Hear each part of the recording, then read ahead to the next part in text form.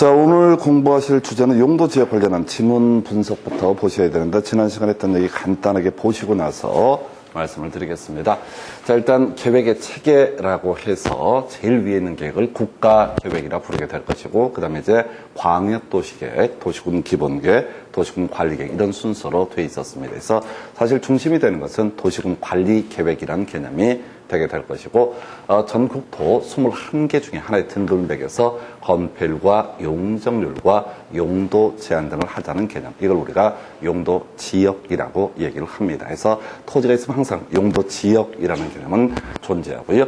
자, 오늘 뒤에 공부하게 될 게 용도 지구나 용도 구역 뭐 이런 것들은 용도 지역에 따른 규제, 건폐율, 용적률, 용도 제한, 높이지 않은 규제를 변화를 주기 위해서 추가적으로 지정할 수 있는 것이 용도 지구, 용도 구역 등이 되겠고요.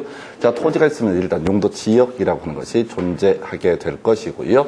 이 용도 지역에 따른 규제 변화를 위해서 기반 시설의 설치, 정비, 개량에 관한 게 이것도 관리계획의 일종이 되게 됩니다. 도로 만들고 학교 만들고 공원 만드는 거 이런 것을 기반시설의 설치, 정비, 개량 이래 보겠고요. 그 외에 겁나 빠른 용도적, 겁나 빠른 용도지구, 겁나 빠른 기반시설을 가리켜서 지구 단위 계획이라고 부르게 됩니다. 그 외에 도시개발사업, 정비사업도 넓은 범주에서 관리계획. 그래서 사실은 이제 지난 시간에도 용도 지역 가지고 공부했지만은 모든 얘기는 거의 국토계획법은 이런 관리계획을 중심으로 구성이 되게 됩니다. 자, 이것들 총칭하여 부를 때 도시군 관리계획이라는 용어를 쓰게 될 것이고요. 이런 도시군 관리계획 기준점을 제시하는 계획을 도시군 기본계획이라고 부르게 됩니다. 자, 그리고 이것의 기준점을 제시하는 계획을 광역도시계획. 그래서 이 도시군 기본계획이나 도시군 관리계획은 하나의 시 또는 군을 대상으로 하는 계획이라 해서 구체적인 계획을 도시군 관리계획, 좀 포괄적인 계획을 도시군 기본계획이라고 부르죠. 한편 2개 이상 시군을 묶어서 이 2개 이상 시군을 묶어주는 것을 광역계획권의 지정 이렇게 얘기를 하게 될 것이고요.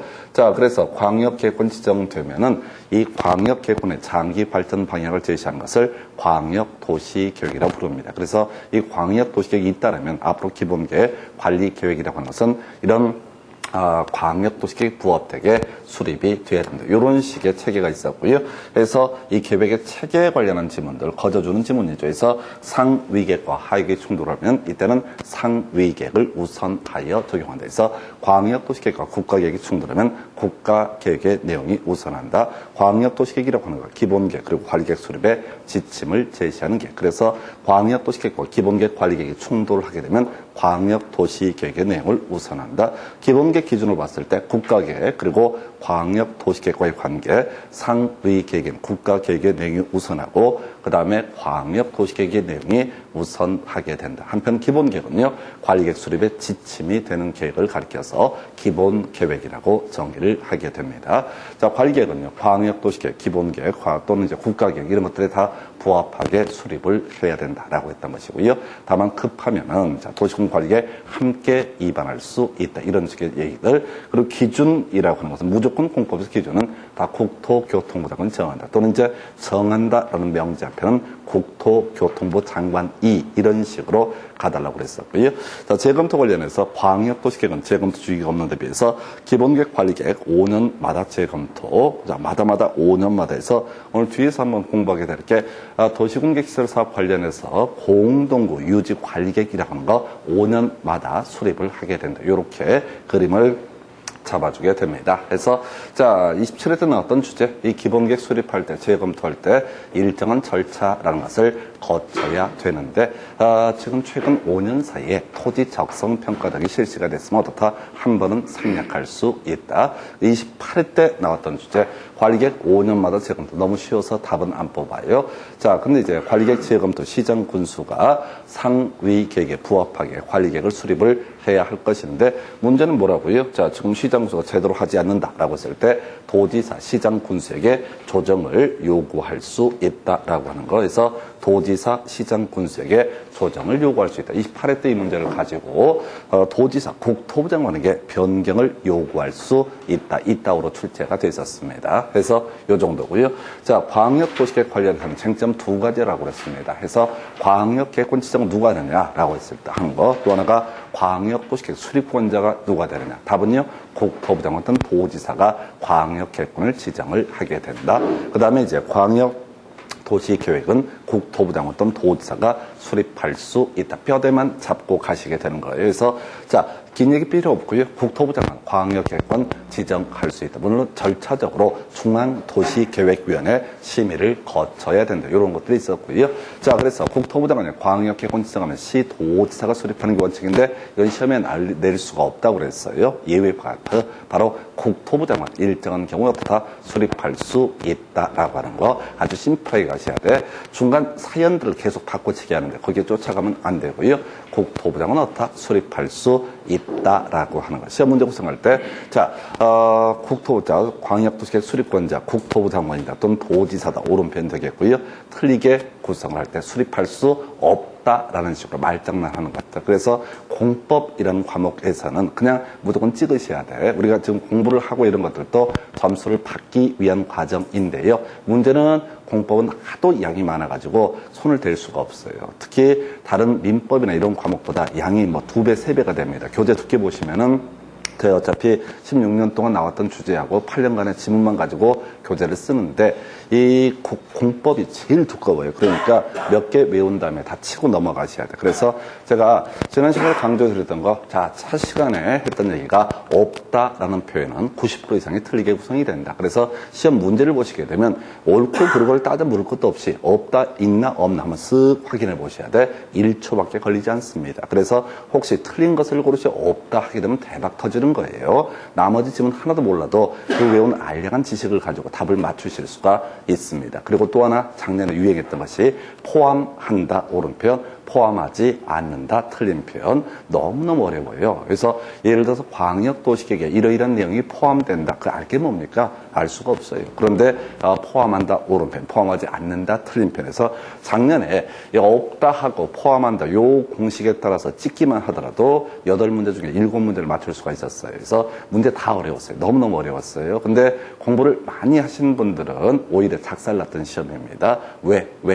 실력으로 돌파를 하려고 하니까. 이건 공법이란 과목은 절대 실력으로 돌파하는 과목이 아니라 거의 야매로 치고 들어가셔야 돼. 하도 양이 많기 때문에. 어찌됐든 간에 우리가 기억할 거. 자, 국토부 장관 광역계획권 지정할 수 있다. 국토부 장관 광역도시계획 수립할 수 있다. 바로 틀고 들어갈게. 도지사 광역계획권 지정할 수 있다.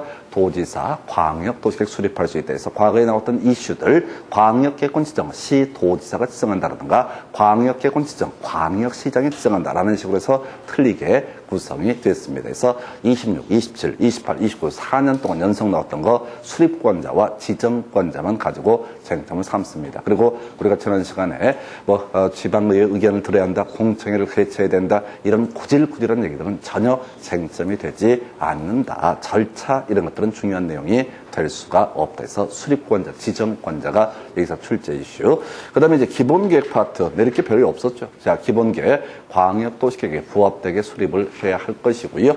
이 기본계획이라고 하는 거, 자, 기본 틀은 이렇습니다. 한 도시의 장기 발전 방향을 제시하는 계획을 기본계획이라고 정의를 합니다. 그리고 이 기본계획이라고 하는 것은 앞으로 만들어지게 될 관리계획 수립의 기준점으로서 의미를 갖게 됩니다. 그래서 어떤 토지를 개발을 할 것인지 보전을 할 것인지 일단 뭘 통해서 기본 계획을 통해서 확정을 하고요. 그리고 구체적으로 주택으로 개발할 거냐, 주거지요, 상가로 개발할 거냐, 상업지역, 공장으로 개발할 거냐, 공업지역 이렇게 가는 것이 나중에 용도지역, 즉 관리계획이라는 개념이 되게 됩니다. 다만 여러분들이 혹시 부동산 관련해서 이제 투자 제한 이런 것들을 토지에 대해서 받을 수가 있습니다. 그래서 이 공인 중에서 공부를 안 했을 때는 자 절대 그런 거 투자 안 합니다. 왜? 내 인생에 기가 막힌 물건이라는 건 단 한 번도 나온 적이 없었잖아요. 그래서 내가 샀던 주식은 다 작전주 마지막 끝물이었어요. 그래서 개 작살나기 때문에 안 쏟는데 이 도시군 기본계획이라는 걸 제시하면서 이 땅이 개발이 될 거다라는 식으로 설득을 합니다. 그럼 이제 좀 배웠거든. 그렇지. 기본계획은 어떻다? 앞으로 장기 발전 방향. 그럼 이 땅 개발되겠네. 아니요. 사실은 그 도시의 희망상에 불과합니다. 그래서 전에 저한테 사기친 사람이 있었어요. 그러면 몰라. 자기가 무슨 얘기를 하는지. 그래서 공주시에 땅을 사라고 연락을 저한테 왔어요. 내가 돈 있어 보이나? 나 돈 없는데. 그 다음에 하여튼 간에 내가 그리고 가르치는 게 공법인데 나한테 기본 계획을 제시하라. 공주시 지금이 꽝 찍힌 걸 제시하면서 개발 예정지, 도청 후보지 이렇게 세팅해놨어요. 자, 그 당시 대전에서 자, 충남 홍성으로 도청이 이전되던 그 시기였는데 그 충청도에 20몇 개 시군은 다 뭘 했냐면 도청 후보지를 기본 계획에 포함을 시킵니다. 우리 지역으로 도청 후보지를 끌고 오겠다 이런 취지거든요. 그런데 실질적으로 홍성으로 갔거든요. 그러면 공주라든가 부여라든가 등등등의 땅 샀던 사람은 개털되는 겁니다. 그래서 이게 나중에 혹시 기가 막힌 물건이 이제 여러분은 마음을 심금을 울리는 그런 게 있으면 저한테 전화해 보고 나서 하시면 좋을 것 같습니다. 거의 대부분이 사기라고 보시면 됩니다. 근데 그 사기를 치는 사람을 욕할 게 아니라 그분도 몰라요. 이게 무슨 의미를 갖는지. 근데 인생 최대 꿈 정도가 도시군 기본계획이다. 해서 그런 의미였고요. 자, 일단은 도시군 기본계획 하나씩 또는 군을 대상으로 해서 자신의 관할 구역을 대상으로 수립하는 게 원칙. 근데 인접시군 포함해서 수립할 수 있다. 거의 쟁점만 되고요. 중요 출제 포인트 배우는 사람들의 고통에 대해서 말씀을 드렸습니다. 시골이라고 하는 거 수도권에 속하지 아니하고 광역시와 경계를 같이 하지 아니하며 인구 10만여 이런 세 가지를 모두가 전부 다 수립하지 아니할 수 있다. 24회 때 나왔던 주제. 앞으로 기본계획에서 출제한다는 제일 유력한 출제 포인트가 수도권에 속하지 아니하고 광역시와 경계를 같이 하지 아니하며 인구 10만여 이런 세 가지를 모두 갖춘 사람은 어떻다? 이런 시 또는 구는 기본계획 수립하지 아니할 수 있다. 이게 외우셔야 돼. 되게 짜증나요. 수도권에 속하지 아니하고 광역시와 경계를 같이 하지 아니하며 인구 10만 이하라는 건 어떻다? 수립하지 아니할 수 있다라고 하는 거. 그 외 쟁점 27회 때 나왔던 거 기본계획 5년마다 재검토해야 되고요. 재검토할 때 소위 토지적성 평가니 뭐니 이런 절차를 거침이 원칙이다. 근데 최근 5년 사이에 토지적성 평가 등을 실시했으면 그 절차 실시하지 아니할 수 있다. 이렇게 해서 기본계획 끝이에요. 나머지 의미 없고요. 자, 관리 계획이라고 하는 거. 자, 용용기도지 이런 식으로 갔었죠. 용도지역, 용도지구, 용도구역, 기반시설의 설치 정비 계량, 지구 단위 계획. 왜 도시개발사업 정비사업까지를 가리켜서 뭐라고 한다? 관리계획이라고 정의를 하게 됩니다. 자, 이런 것을 이제 우리가 관리계획이라고 정의를 하게 될 텐데, 자, 일단 바로 들어가세요. 관리계획은 크게 2반에서 결정하는 과정을 거친다. 그래서 우리가 지난 시간에 이미 공부했지만 용도 지역을 결정할 때 특별한 사정이 없어부터 2반 결정 과정, 용도 지구를 결정할 때도 2반 결정 과정을 거친다. 용도 구역 기반 시설, 지구 단위 계획 모두 다 2반해서 결정하는 과정을 거친다라고 할 것. 이 파트에서 지금 이제 8년 동안 2번 나왔던 주제, 바로 도시군 관리계획 내용 관련해서 자, 3문제가 나왔었구나. 그 중에 하나가 도시군 계획사업이라고 하는 거. 이게 원래 용어의 정의는 도시군 관리계획 사업 해야지 훨씬 더 부드럽다고 그랬어요. 그래서 도시군 관리계획 중에서 사업을 하는 것, 실제 노가다 삽질이 필요한 것이 몇 개가 있었죠. 그래서 도로, 학교, 공원을 만드는 사업, 기반 시설의 설치, 정비, 계량 관련해서 요거 자, 지금 지난 시간에 설명드릴 때 이렇게 했었죠. 밖에 도로 생각하면 그걸 뭐라 부른다? 기반 시설. 밖에 학교 그럼 뭐라 부른다? 기반 시설. 밖에 공원 이런 뭐다? 기반 시설. 나중에 도축장 이런 것들도 기반 시설의 일종이 되게 됩니다. 오늘 뒤에서 공부하시게 될 텐데.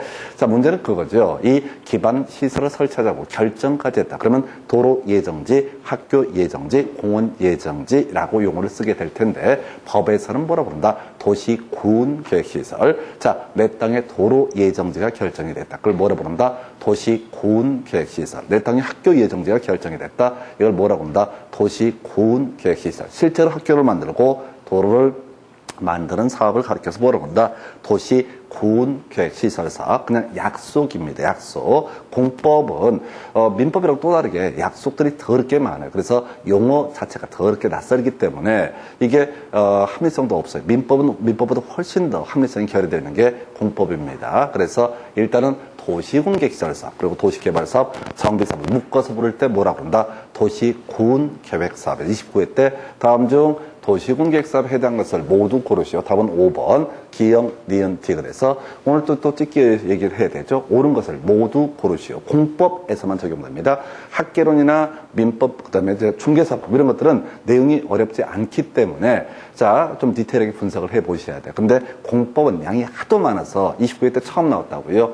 도시군계획사업이라고 하는 거, 도시군계획시설사업, 도시개발사업, 정비사업을 묶어서 부를 때 뭐라고 한다? 도시군계획사업이라는 용어를 쓴다. 두 번째 포인트. 자, 용도구역이라고 해서 종류, 개, 시, 수, 도, 입 이렇게 외우자고 그랬습니다. 개발제한구역, 시가화 조정구역, 수산자원 보호구역, 도시자연공원구역, 입지 규제 최소구역까지 이런 것을 뭐라고 한다? 용도구역 5개. 용도구역은 5개밖에 없습니다. 근데 이름이 비슷한 아이가 있어요. 개발밀도관리구역. 그리고 또 이름이 비슷한 기반시설의 설치, 정비, 개량과 비슷한 이름을 가지고 있는 게 기반시설 부담구역. 얘는 구역이란 말도 쓰고 있고요. 구역이란 말도 쓰고 있고 개발 제한 구역에 개발 밀도 비슷한 느낌을 준단 말이야. 기반 시설의 설치 정비 개량하고 기반시설 부담 구역도 비슷한 느낌을 준다고요. 그래서 자, 요거 가지고 지금 23회 때 26회 때 두 번 나왔었죠. 자, 관리계획으로 결정하는 게 아니냐, 아닌 게 뭐냐라고 했던 것이 개발 밀도 관리 구역. 이 문제가 나왔으면 한 걸음 더 들어가서 출제할 것이 기반 시설 부담 구역이라고 하는 거. 요것도 관리 계획의 한 내용이 될 수가 없다는 거예요. 이 두 개는 관리 계획이 될 수가 없다. 그래서 우리가 이제 계속 반복하다 보면 관리 계획을 다 외울 수는 있는데 그건 부차적인 얘기고 일단은 아닌 거. 개발 밀도 관리고요. 기반시설 부담 구역은 관리 계획이 아니다. 이렇게 보셨습니다. 자, 관리 계획 입안해서 결정하는 과정 등으로 이루어져 있는데 자, 입안이라는 거 시장 군수 관할 구역 입안해야 된다. 이런 명제에서 자, 별 큰 의미는 없지만 국토부 장관이 입안하는 경우도 있었다. 그리고 진짜 어려웠던 거. 지난 시간에 문제 몇 개 가지고 분석을 해드렸는데 오지라고 하는 거 환경성 검토로 생략할 수 있다. 토지 적성 평가를 생략할 수 있다. 퉁쳐서 가자고 그랬어요. 우리가 교재를 보면서 절대 사람이 외울 수 없다는 걸 보여드렸습니다. 근데 가끔 시험이 나오는데 지구 단위 계획은 각종 절차로 다 생략할 수 있다. 그래서 하여튼 지구 단위 계획 운운하면 무조건 다 생략할 수 있다. 이건 퉁쳐서 가셔야 돼요. 외울 게 너무 많기 때문에. 그리고 최근 5년 이내 뭐 했으면 다 생략할 수 있다. 해서 이 5년 이내는 아직까지 출제가 안 됐는데 27회 때 도시군 기본계획 할 때 5년 이내에 생략할 수 있다가 출제가 됐기 때문에 그걸 끌고 들어올 수 있어요. 그래서 5년 이내 들어가면 다 생략할 수 있다. 그래서 나중에 조금 더 살을 붙이긴 해야 되는데 일단은 이 파트는 너무 어렵기 때문에 오지 제가 문재인 후보 얘기했었죠. 오지 그 양반이 영어를 못해서 5G를 못해서 오지라고 한 게 아니라 우리 수험생들한테 생략할 수 있는 게 뭐냐 요거 외우기 편하라고 오지는 어떻게 할 수 있다 생략할 수 있다라고 하는 거 해서 이렇게 보셨고 자 29회 30회 연속 나왔던 거 입안의 제한이라고 하는 거 마을 전체 이익과 관련돼 있으면 어떻다 입안을 제한할 수 있다라고 설명을 드렸습니다. 그래서 도로학교 공원을 만드는 거 기반 시설의 설치 정비 개량 어떻다 제한할 수 있다. 그 외 지구 단위 계획 산업 유통 개발 진흥 지구 등 제한할 수 있다. 그 외에도 한두 개가 있는데 일단 포인트는 5분의 4 이상의 동의가 마을 전체 이익과 관련된 돈 겁나 많이 들어가는 기반 시설의 설치 정비 개량 어떻다 바로 기반틀의 설치 정비 개량은 5분의 4 이상의 동의. 나머지 모르면 어떻다? 3분의 2 이상의 동의. 29회 때 구성할 때 기반 시설의 설치 5분의 4, 기반 시설의 정비 3분의 2 해서 이렇게 틀리게 뽑아냈었고 30회 때 문제 구성할 때는 산업유통개발진흥지구 제한상에 포함되지 아니한다라고 해서 틀린 것을 고르시오. 답을 구성을 했었죠. 그래서 패턴 포함한다 오른편, 포함하지 아니한다 틀린 편. 이 정도로 보셨고요. 관리계획 결정 기본적으로 시도지사 대도시시장이 결정을 하게 됩니다. 그런데 우리가 따로 외워야 될 거 중앙정부에서 통제하는 거 아까 국토부 장관이 입안할 수 있다 해서 국토부 장관이 입안한 관리계획은 국토교통부 장관이 결정을 하게 된다. 그리고 시가화 조정구역은 누가? 국토교통부 장관, 수산자원보호구역은 이것은 바로 해수부 장관이 결정을 한다. 해서 원래 이제 국토부 장관 입안한 관리계획 같은 경우는 앞에 수식어가 겁나 길게 돼 있어. 어쩌고 저쩌고 해서 국토부 장관이 입안한 관리계획. 해서 어느 쪽이 됐든 간에 국토부 장관이 입안한 관리계획은 스스로 결정한다. 출제 포인트, 답이 됐던 포인트 하나죠. 도시 자연공원구역은 국토부 장관이 아니라 시도지사, 대도시장이 결정을 한다. 그래서 이게 논리책에서는 안 맞다고 그랬어요. 어찌됐든 오늘 용도구역을 한번 설명을 드리게 될 텐데 도시자연공원구역 누가 시도지사, 대도시장 이게 출제맥이 되겠습니다.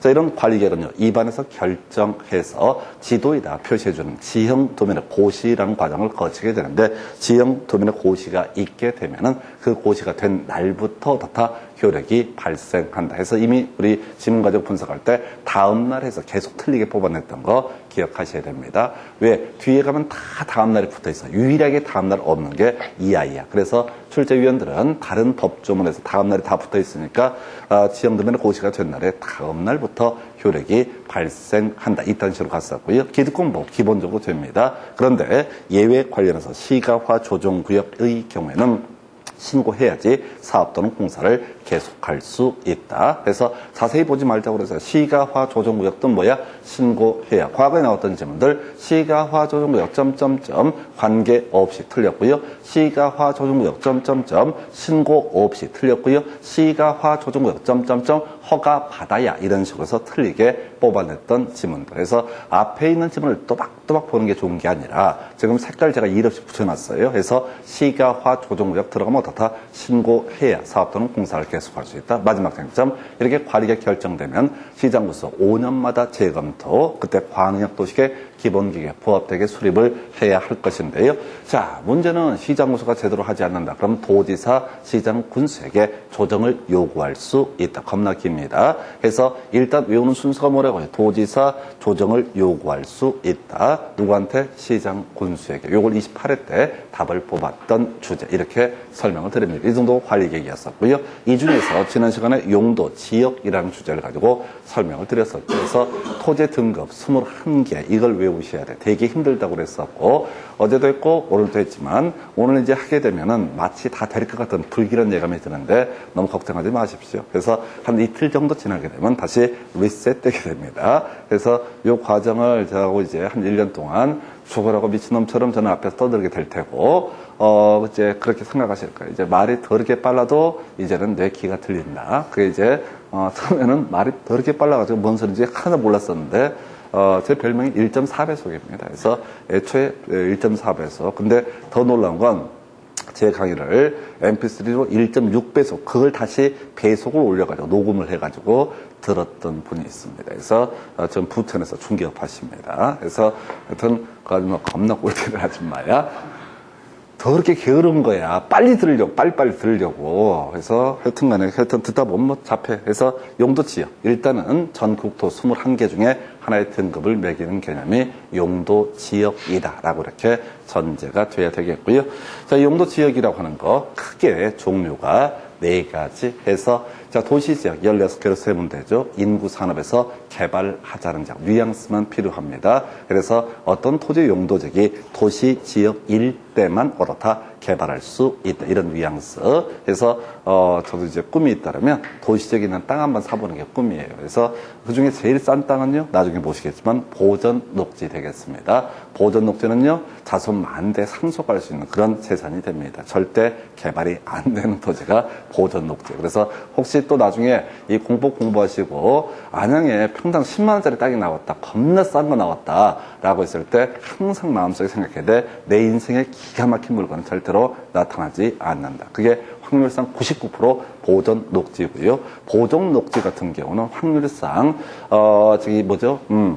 관악산에 해코던 떨어져가지고 세상이 다 바뀌기 전까지는 개발될 기행성이 거의 없는 땅, 보전 녹지라는 거. 하여튼 도시적 나중에 16개 중에서 가장 규제가 센 땅은 보전 녹지. 그 다음에 이제 농림지역, 길어서 안 나온다고 그랬어요. 농림업의 진흥, 산림보전. 너무 길었어요. 엄청 축약을 해놓은 거예요. 그래서 한 번도 안 나왔어요. 단군이 나라 만들고 나서. 자, 그 다음에 자연환경보전지역. 부동산 학개론할 때도 출제가 됐었죠. 보전하고 보육성. 그래서 용도적인 3대 축은 도시지역, 농림지역, 자연환경보전지역인데 애매한 땅이 있다. 그 땅을 관리지역이라 부르고 계생포해서 계획관리, 생산관리, 보전관리해서 이 정의를 외울 필요는 없습니다. 외워봤자 의미가 없으니까 뉘앙스만 도시지역에 준해서 관리가 필요한 지역 계획관리죠. 농림지역에 준해서 관리가 필요한 지역 생산관리, 자연환경 보전지역에 준해서 관리가 필요한 지역을 보전관리. 그래서 사실은요, 우리가 어떤 토지의 가치를 평가할 때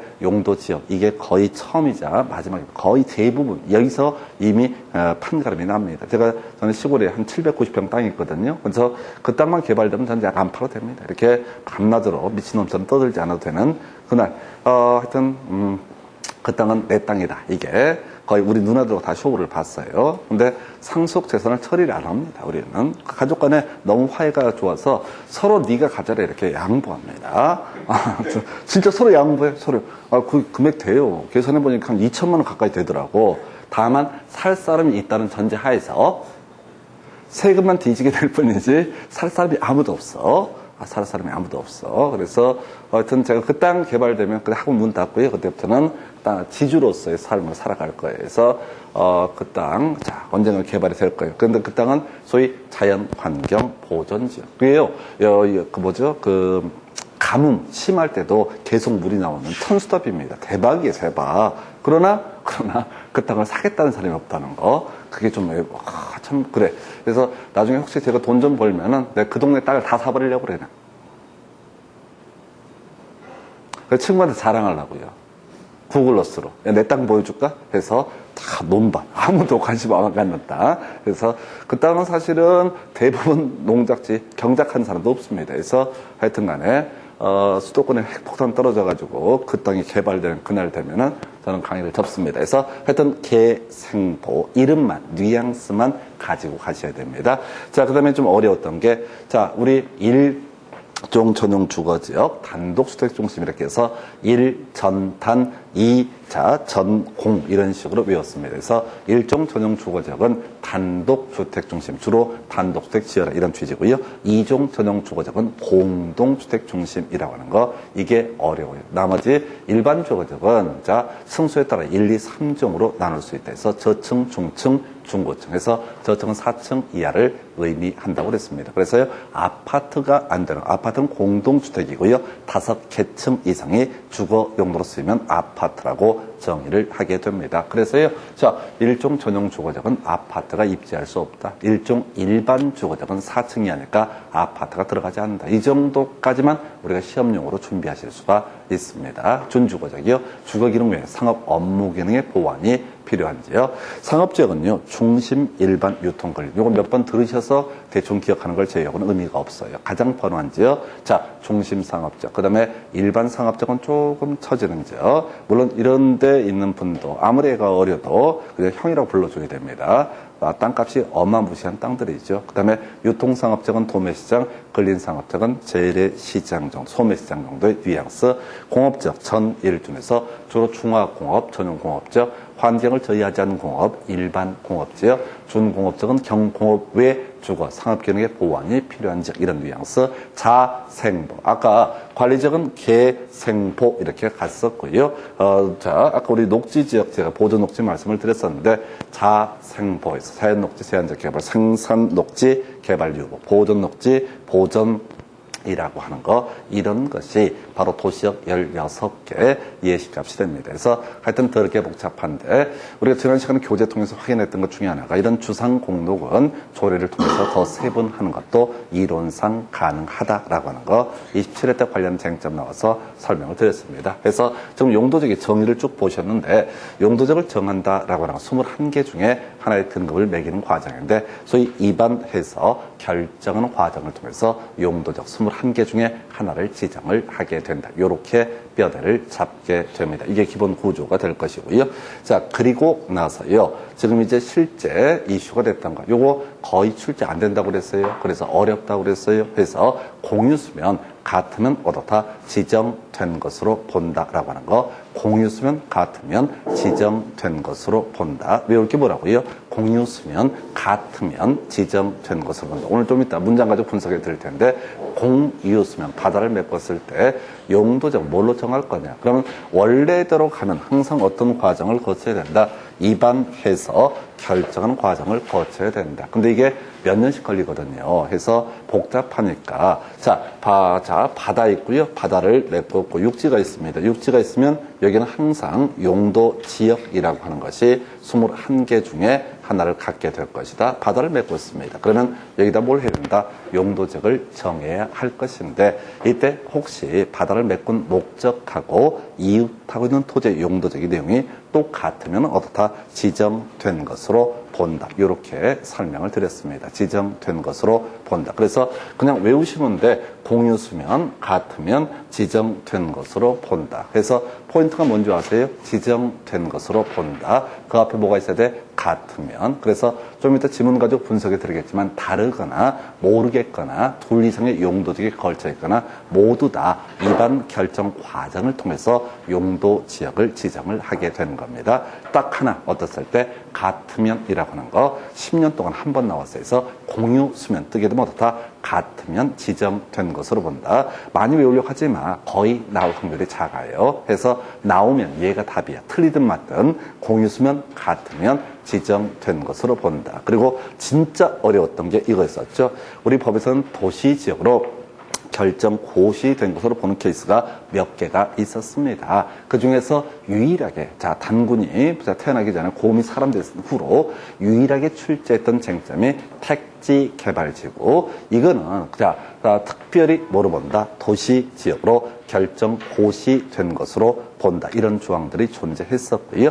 다만, 이게 이렇게 가서요. 어떤 지역이 택지 개발지구로 지정되면은 법적 효과로서 입안 결정 과정을 거치지 않고도 특별히 여기는 뭐로 본다? 도시 지역으로 보게 된다. 그런데 택지 개발 지구의 운명이라는 게 둘 중에 하나라고 했어요. 도시 택지 개발 사업이 완료가 돼서 신도시가 되는 경우도 있고 중간에 지난 시간에 이제 광명 부천 케이스를 말씀을 드리면서 나가리가 되는 경우가 있다. 나가리가 되면 용도 지역이 어떻다? 과거로 환원돼야 된다. 근데 이건 안 나와. 원칙이니까 완료됐을 때 어떻다? 환원되지 아니한다. 그래서 이게 지금 7년 사이에 2번 나왔었는데요. 완료 들어가면 어떻다? 환원되지 아니한다. 여러분 마음속에는 그냥 옳은 것을 고르시오. 환원되지 아니한다. 틀린 것을 고르시오. 환원된다. 오늘 좀 이따 지문 설명해 드릴 거예요. 아주 길게 돼 있어요. 그냥 대신 이 아이는요.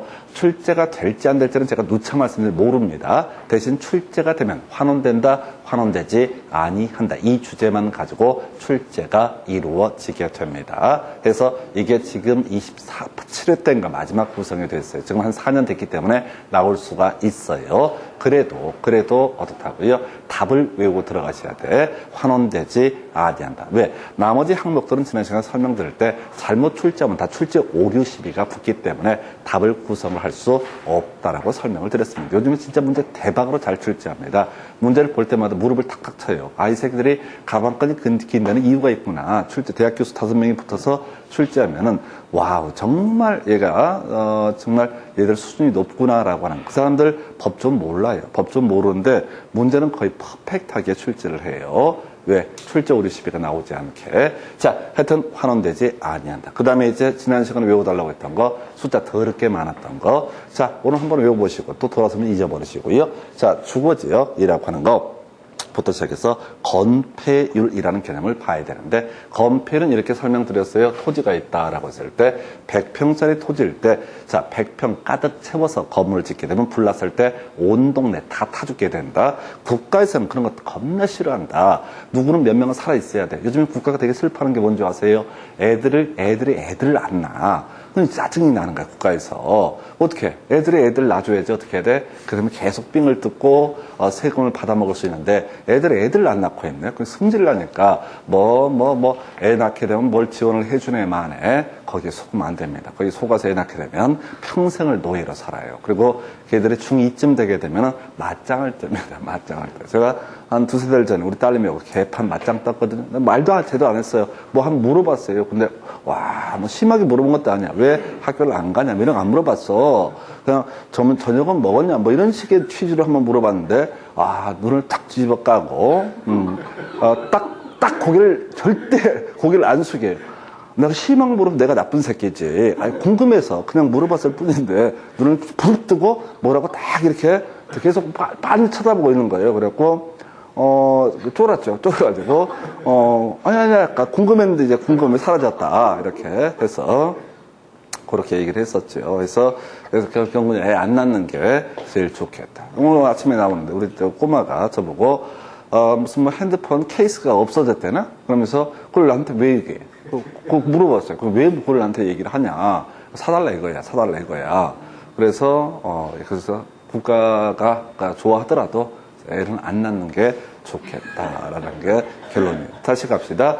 자, 국가에서는요, 사람 다 뒤져버리면 안 좋아합니다. 안 좋아해요. 자, 세금 낼 사람이 없거든요. 그래서 혹시 내가 갖고 있는 건물에서 화재가 발생해서 내가 타 죽더라도 옆에는 피해를 주면 된다, 안 된다? 안 된다. 이게 바로 건폐율 규제입니다. 그래서 자, 이 건물에 가득 채워서 건물을 짓게 되면 옆 건물에 화재가 번져갈 거란 얘기죠. 그래서 건물 지을 때, 자, 하늘 위에서 봤을 때 가장 넓은 면적, 요걸 나중에 건축 면적이라는 용어를 쓰게 되는데, 대지 면적 대비 건축 면적, 자, 예를 들어 50%면 50평까지만 지어라 라는 식의 규제가 건폐율 규제. 그 다음에 이제 용적률 규제라고 하는 것은요, 위로 쌓을 적자에서 위로 쌓아 올리는 것을 규제한다. 만약에 건폐율만 규제를 하면 사람들이 10층, 15층, 20층 이렇게 끝없이 쌓아 올릴 것이기 때문에 인간을 더럽게 못 믿는 거예요, 법에서는. 그래서 위로 쌓아 올리는 거, 일정한 제약을 두는 거, 이걸 용적률이라고 부르게 됩니다. 그래서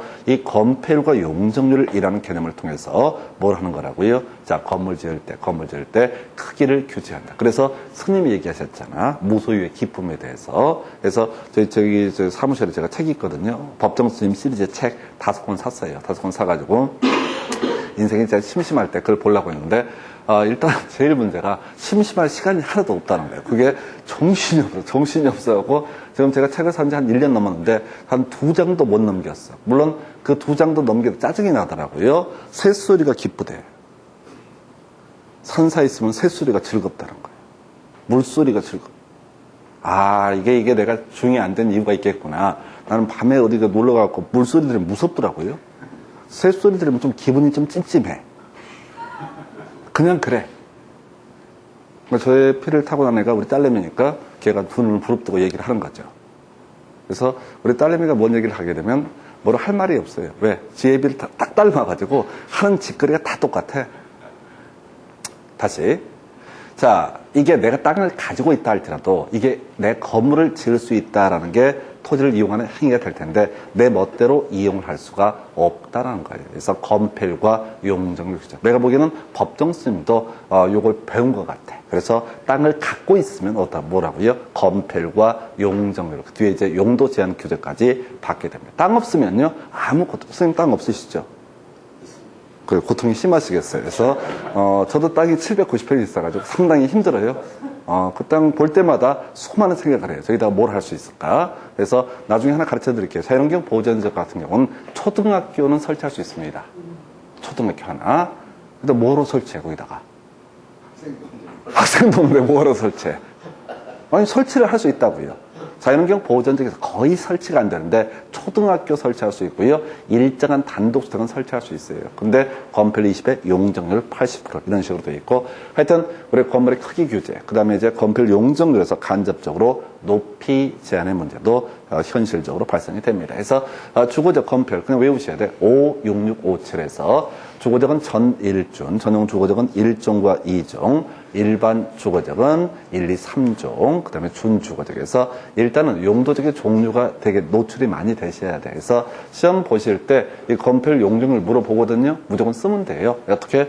56657. 근데 이것만 외워서는 의미가 없고요. 앞에 용도적이 전용 주거적은 1종과 2종, 일반 주거적은 1, 2, 3종, 준주거적은 세분할 수 없다는 게 세팅이 돼야 되고, 용적률은 100%, 150, 200, 250, 300, 500. 상업지역. 자, 건폐율은요, 9887해서 중심 일반, 유통 근린 순서에 따라서 9887. 용적률은 1500, 1300, 900, 자, 1100, 900 이런 순서로 되어 있습니다. 자, 그 다음에 공업지역 건폐율은 777이고요. 용적률은 300, 350, 400 이런 식으로 돼 있고요. 녹지. 자, 건폐율은 20%, 20%, 20%. 그다음에 용적률은 100, 180에서 도시지역 16개 중에서 가장 규제가 센 땅 보전 녹지라고 하는 거 설명드렸고요. 관리지역, 도시적 외지역이라고 보통 부르게 되는데 계획관리지역은 40에 100이고요. 생산관리, 보전관리, 농림자연환경 보전지역은 20에 80. 그래서 관리지역 3개 중에서 가장 규제가 센 땅은 뭐가 된다? 보전관리라고 이렇게 정의를 하게 됩니다. 그래서 20에 80 똑같아 보이는데 그냥 외워요. 이윤 따지지 말고. 그래서 용도 제한까지 고려하면 가장 규제가 센 땅은 보전관리.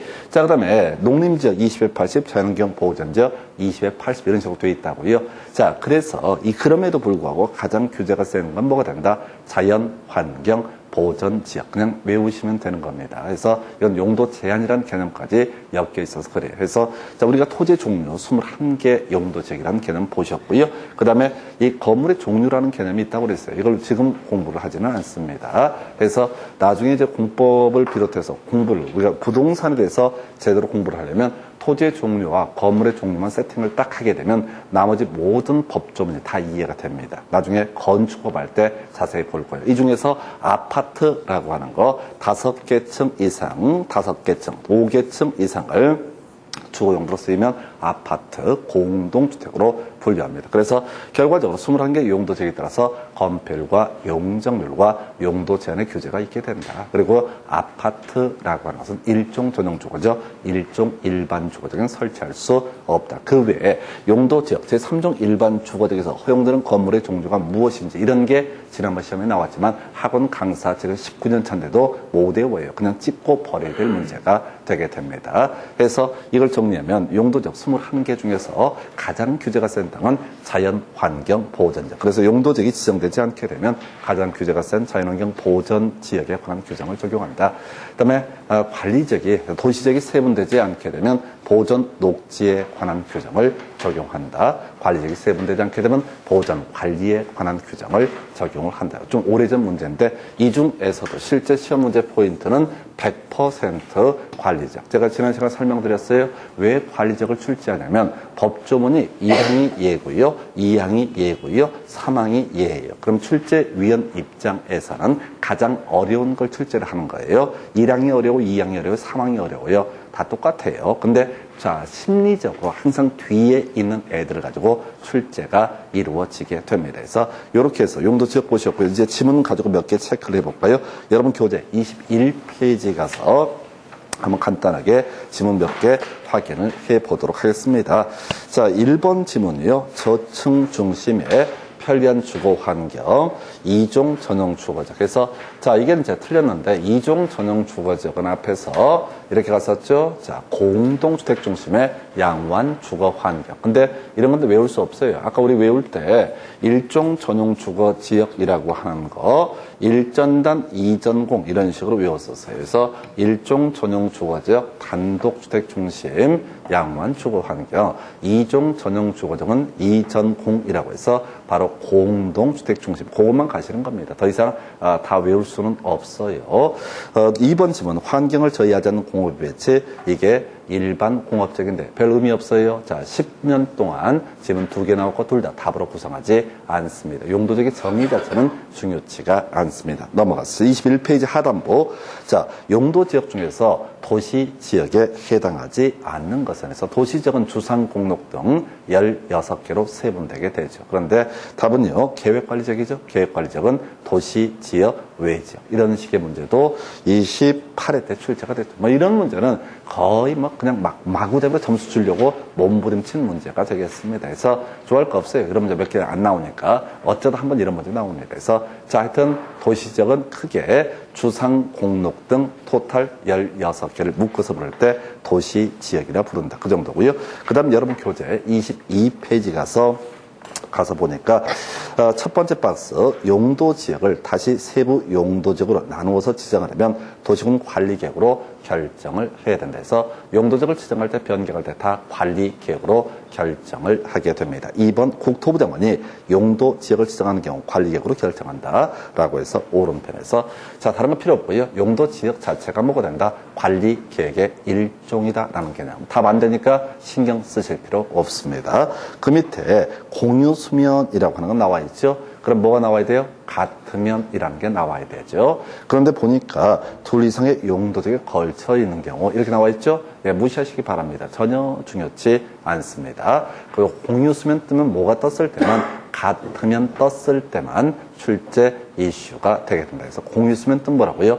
같으면이라는 표현이 나올 것. 그 다음에 이제 교재 23페이지. 자, 이제 별표 들어가 있고요. 답이 됐던 질문. 지금 제가 쓱 훑어가는 것들은 그냥 무시하고 넘어가셔야 돼. 계속 기본 틀만 가지고 가셔야 되고요. 이 지문을 한 번 더 본다고 해서 첫 번째 여러분들이 외울 수 있을 것이냐? 못 외우고요. 못 외웁니다. 자, 그게 첫 번째고. 두 번째, 외운다 한들 시험 볼 때 답이랑 아무 관련이 없어요. 자, 답이 됐던 질문. 그래서 1번 교재 23페이지 택지 개발 지구 나와 있죠? 그러면 끄트머리 봐야 돼. 읽으면 큰일 나. 읽으면 큰일 나. 그래서 끄트머리 보니까 환원된 것으로 본다. 틀렸죠? 그럼 이제 앞으로 나올 문제는 여기서 뭐가 나온다고요? 옳은 것을 고르시오. 환원되지 아니한다. 그 설명은 드렸어요. 쫓아가시면 안 됩니다. 이 문장이 너무 길기 때문에 중간에 완료 이런 표현 들어가 있단 말이에요. 그러면 어떻다? 환원되지 아니한다. 이렇게 치고 가셔야 됩니다. 두 번째 별 필요 없어요. 넘어갑니다. 여기까지 별 의미 없고요.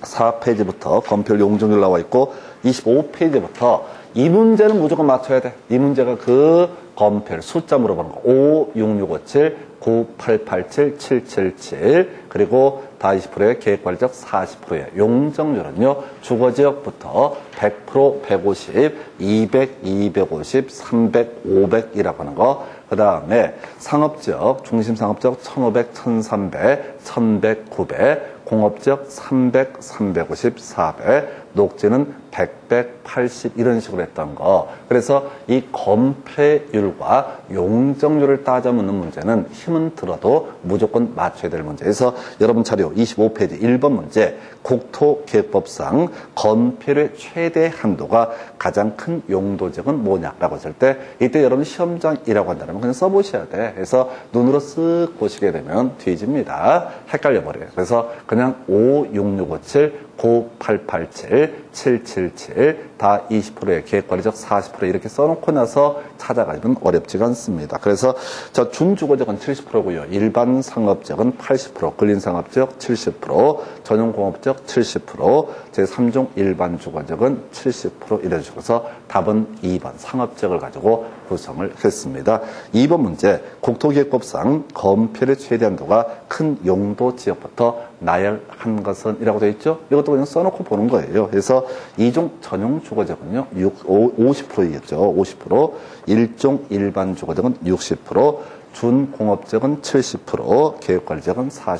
그래서 큰 순서로 가게 되면 지금 건폐율의 최대 한도 큰 용도지역부터 나려면 그 준공업지역이 제일 큰가요? 준공업지역 70%, 그 다음에 1종 일반 주거지역, 제2종 전용 주거지역, 계획관리 이런 순서로 갑니다. 그래서 뭐 설명을 드리고 말고의 문제가 아니라 이건 항상 건폐율 용적률 문제는 그냥 계속 훈련하셔야 돼요. 그래서 이 문제를 이제 회차만 분석을 해드릴게요. 24, 25, 27회 때 그 다음에 가니까 28, 30 이런 식으로 구성되어 있어요. 그래서 최근 8년 동안 6문제나 구성이 됐던 주제가 건폐율과 용적률. 이 숫자는 나중에 따로 한번 연습하셔야 됩니다. 그래서 이건 뭐 제가 문제를 풀어드린다고 해서 의미가 있는 것은 아니고요. 그 다음에 이제 여러분 교재 27페이지 가면은 29회 때 엽기적인 문제가 구성됐는데 이건 무시하실 문제. 왜? 학원 강사도 풀 수 없었던 특수한 경우. 자, 이것이 갖는 의미는 그런 식이에요. 우리가 건폐율 용적률이라고 하는 거 용도 지역뿐만 아니라 다른 것을 통해서도 규제할 수 있습니다. 그 예시가 틀리라고 냈던 문제이고요. 그 다음에 28페이지, 29페이지 가서 보시게 되면 28페이지와 29페이지에 걸쳐 있는 문제 이게 버릴 문제의 전형입니다. 바로 용도 지역에 따른 건축물의 용도 제약. 그래서 자, 우리가 21개의 용도 지역에 따라서 어떤 건물이 허용이 되고 안 되고 이런 것은 학원 강사도 풀 수가 없는 극단적인 문제 패턴이 되게 됩니다. 그 중에서 쉬운 거 하나 볼까요? 1번 문제. 아파트 건축할 수 있는 용도 지역은. 자, 찍는 연습해 보겠습니다. 일단은 계획관리지역, 일반 공업지역, 유통상업지역, 1종 일반 주거지역, 2종 전용 주거지역. 답은 일단 5번인데요. 이거 찍어 가실 때는 어떻게 해야 되냐면 아파트는 아파트는 주택의 한 종류니까 주거 지역에 설치한다. 그래서 결국 4번, 5번 중에 찍는 거고요. 아까 1종 들어가면 무조건 넣다. 아파트 설치할 수 없다. 그러니까 요 정도 문제까지만 준비를 하실 수가 있습니다. 오른쪽에 지금 보게 되면 29페이지 2번 문제, 23회 때 나왔던 문제. 보니까 일반 음식점의 건축이 허용될 수 없는 용도죠. 모르지? 그냥 찍고 넘어가시는 겁니다. 3번 문제 더더욱 어렵습니다. 4번 문제도 의미가 없습니다. 그 다음에 번호가 중복이 되는 거나 그 뒤에 있는 4번 문제도 의미가 없어요. 그래서 자, 우리가 국토기획법 12문제가 나오게 되는데 아예 손 못 댈 문제가 바로 용도 지역에 따른 건축물의 용도 제한 이렇게 가시고요. 그 다음에 여러분 교재 31페이지에 가서 보시게 되면은 마지막 주제죠. 그래서 미지정, 미세분 지역에서 1번 지문 도시지역, 관리지역, 농림지역, 자연환경 보전지역으로 용도가 지정되지 아니한 지역에 대해서는 도시지역에 관한 규정을 적용한다. 틀렸죠? 바로 자연환경 보전지역. 근데 답이 되지 않습니다.